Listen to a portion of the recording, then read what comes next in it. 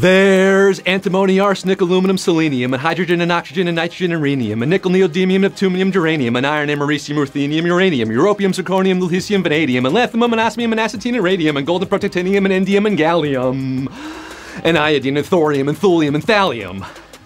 And on March 6th, 2018, 149 years ago from today, the first periodic table was presented by Dmitry Mendeleev to the Russian Chemical Society. Yes, folks, it was 1869. 90 years later, Tom Lehrer wrote the Elements song, and 59 years later, I'm mentioning it here on HQ, the live mobile game show where you answer questions to win cash. Hello, I am your host, out of breath, with the Melba Toast, the Semitic Sajak, Scott Rogowski, live from planet Earth, having a chemical romance today with all 754,000 plus of you, including Abigail, Andy Burton, John Bertucci, Mrs. Jenna Noodles, Maddie GL, Vanessa Alessandro, and Adriano. You know how this works, right? I ask 12 questions, you got 10 seconds from when I start reading to answer it correctly. Answer all 12, and you win our cash prize. Today's prize is 2,500 Delman Youngs, 2,500 Delwyn Youngs, $2,500. You could buy a chemistry set and make your own cough syrup with that kind of money. Now the clock is ticking, you want to start winning. I've got the time if you've got the inclination. So let's get down to the nitty gritty. Let's get this show on the road. Cumero numero uno. Which of these are typically used to help motorists see the road better? NBA highlights, Turkish delights, or headlights?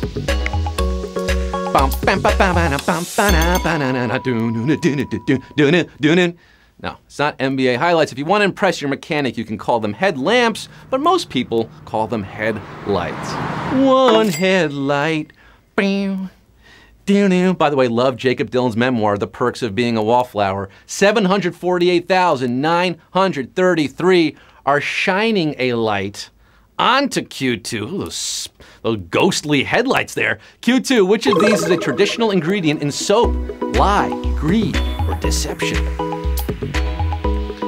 Joe Wilson would get this one right, as would Tyler Durden.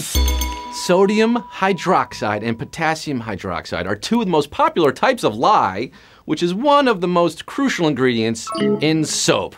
You lie!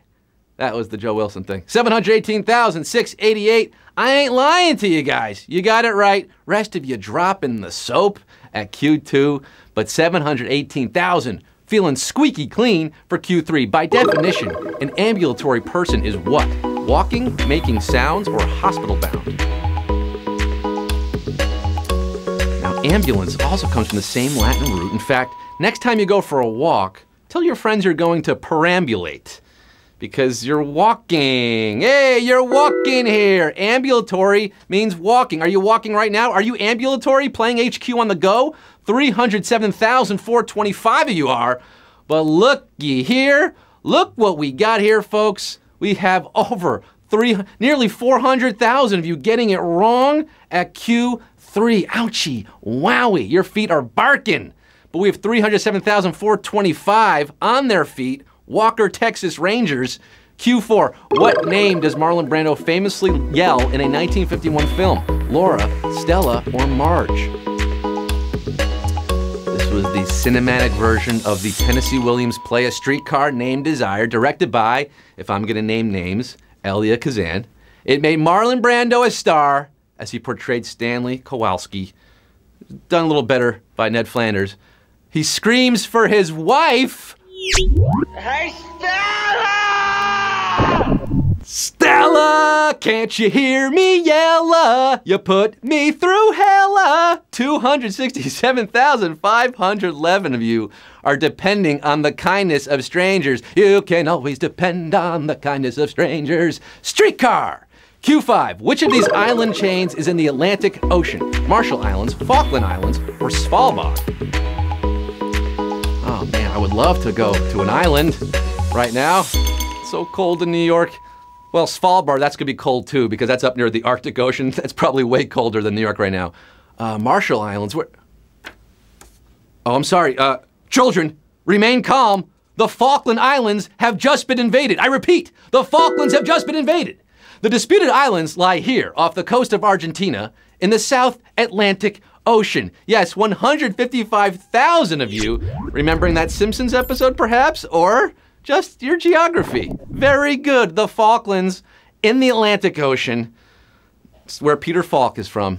Colombo. 155,000. Moving on to Q6. When it comes to math, which Greek letter is typically used to represent an angle? Kappa, lambda, or theta? Kappa step, lambda step, theta step. When an angle's measure is unknown in a math problem, it'll be marked with a little symbol reminiscent of a gel cap that the Greeks knew as lowercase theta.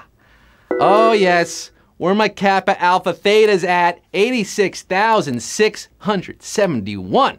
Exclaiming QED at Q6, the halfway point. For the rest of you, it's all Greek. It's all Greek to you, it's all Greek to me. We got Q7. Madonna was inducted into the Rock and Roll Hall of Fame by the singer of which song? Crazy in Love, Toxic, or Cry Me a River? Rock and Roll Hall of Fame in the land of Cleve? Now let's establish the basics first, okay? Crazy in Love was Bay, Toxic was Brit, Cry Me a River was JT. But who introduced Madonna into the Hall of Fame in 2008? It's the same guy who collaborated with her on her album Hard Candy. It is Justin Timberlake who sang Cry Me a River. Oh yes, JT for Q7. And looky here, folks, a savage question, a truly savage question at Q7. 24,781. Can't stop the winning feeling. But over 60,000 crying a river at Q7. Q8, when microwave ovens were first sold, they were named for what technology? Laser, radar, or X-ray?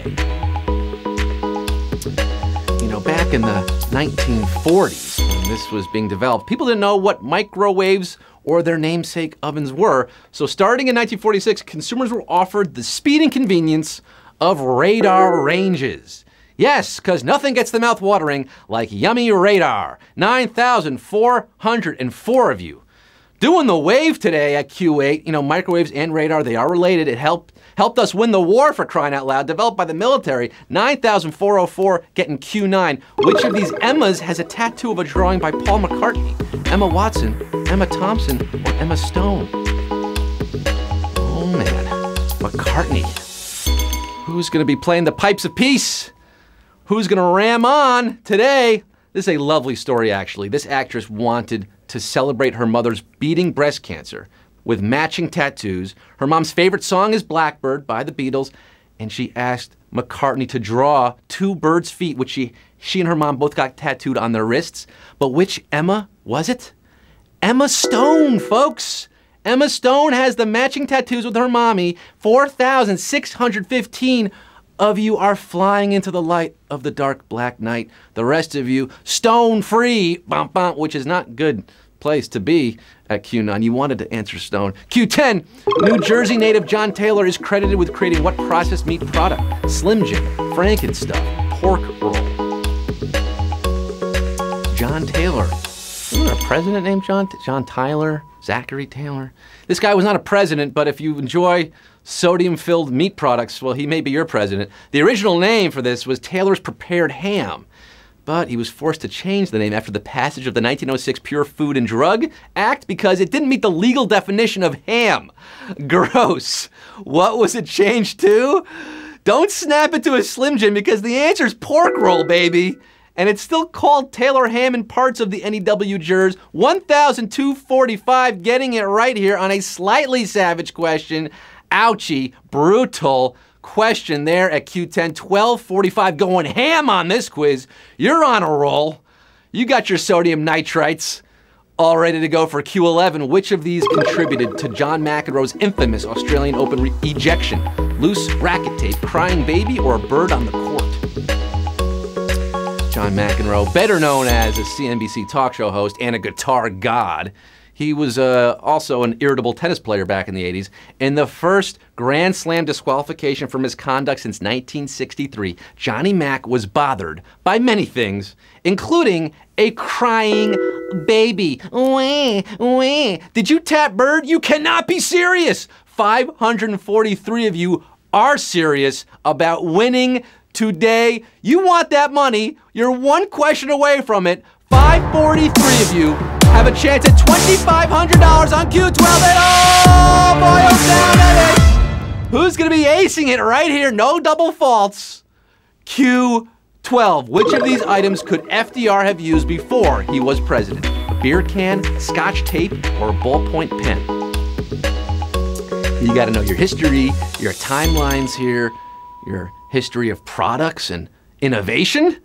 It's a lot to know, but that's why it's Q12. Now, FDR was inaugurated on March 4th, 1933. Okay, we have that baseline. Beer wasn't canned until following the repeal of Prohibition. The first can went on sale in 1935. First can of beer, 1935. Hungarian newspaper editor Laszlo Biro patented the ballpoint pen in 1938, and it didn't come stateside until 1945. But 3M first marketed Scotch brand cellophane tape in 1930, which FDR could very well have used before he became president, and 226 of you are winners today, baby!